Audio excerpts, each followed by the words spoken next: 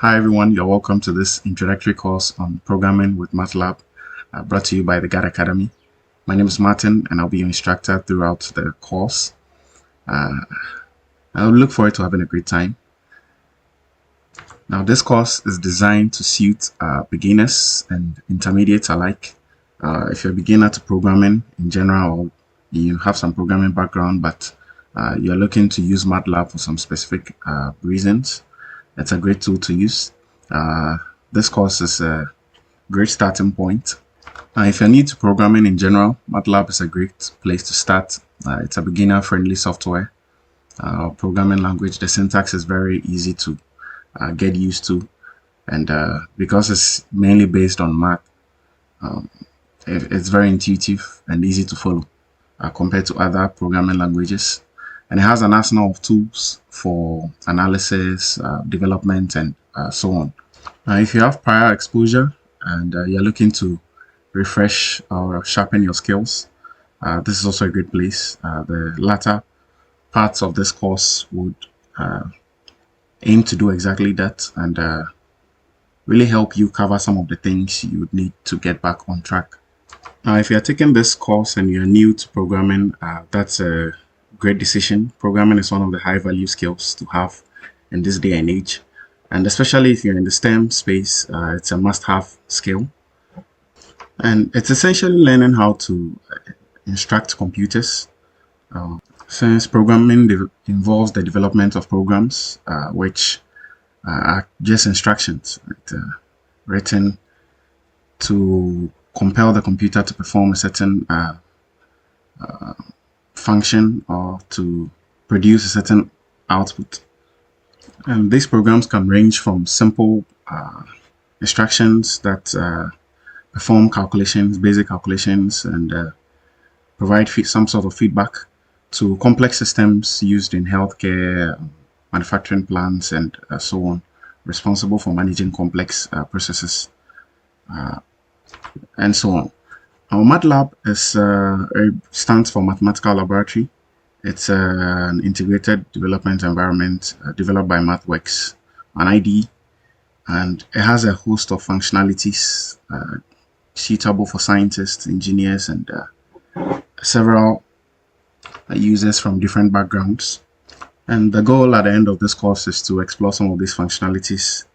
Beyond the basic syntax, we would look at certain features that are particularly useful for scientists and engineers. Eventually, those will show up as the course progresses. And now, in terms of prerequisites, you mostly need basic math and particularly algebra, including linear algebra, for a start. Now, depending on what other uses you might have or programs you might want to build, you need other mathematical skills or tools, but for basic MATLAB use, linear algebra. Now you can obtain the MATLAB software on the MathWorks official site. There are different versions to suit different needs, and even online versions if your system cannot handle the capabilities of the full version. And there are also different versions for different platforms, including Mac and Windows. For this course, I'm going to be using the Windows desktop version. And after installing MATLAB, usually it will create a MATLAB folder in your documents directory. And this is ideally where you would like to store your files and scripts. Right, you could customize it later and add different directories to the MATLAB path. So you go ahead and launch MATLAB. If you have the icon on your desktop, alternatively you can search for it using the search bar on your taskbar. And once you open MATLAB, the default window has over here you have the tool strip, which contains the home, plot, and apps tabs. Each one has several functionalities and ribbons with tools to help you develop programs, including scripts and other buttons and so on. Now when you come down here, which is your main working area, you have the command window It usually occupies the largest portion of the screen, unless you alter that. And you have the prompt and a cursor, right? So this command window just allows you to interactively use the MATLAB interpreter, right? So you're able to perform very simple functions over here, and directly you get the response to whatever inquiries you put in. So that is why it is called an interactive window, right? And to the left, you have the current directory or current folder. So over here, I have not changed it from the default location, which is the MATLAB folder. So you can see I have an image here, which is a screenshot of a wallpaper, and you see that it is shown here. So you're able to access the files in that folder, and that is your current folder or current directory. So in addition, if you create files, that is where they will be saved by default unless you alter the save location, yes, on your own. Now the details section just gives you details about the files in your current directory.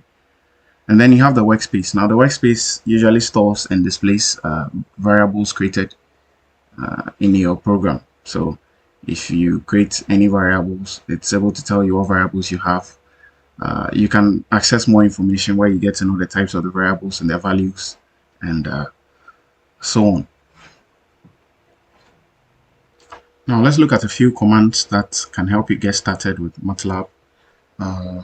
First thing to note is the help command, which allows you to access documentation or information on your commands entered in here.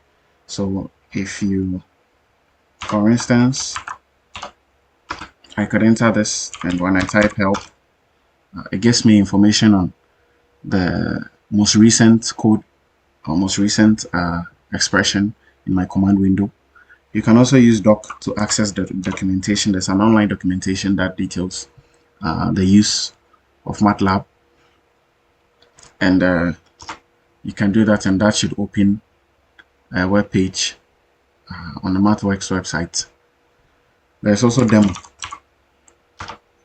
which brings up a page with examples for various concepts in MATLAB, and usually the documentation page contains more information than help. So help gives you some small, or you can consider them as tips regarding the functions and tools you are using currently, whilst the documentation page contains more information on almost anything included in the software.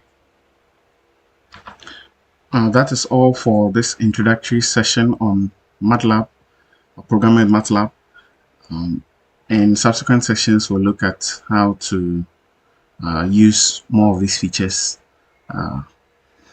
including the home tabs and the tools under the home, plot, and apps tab, and among others.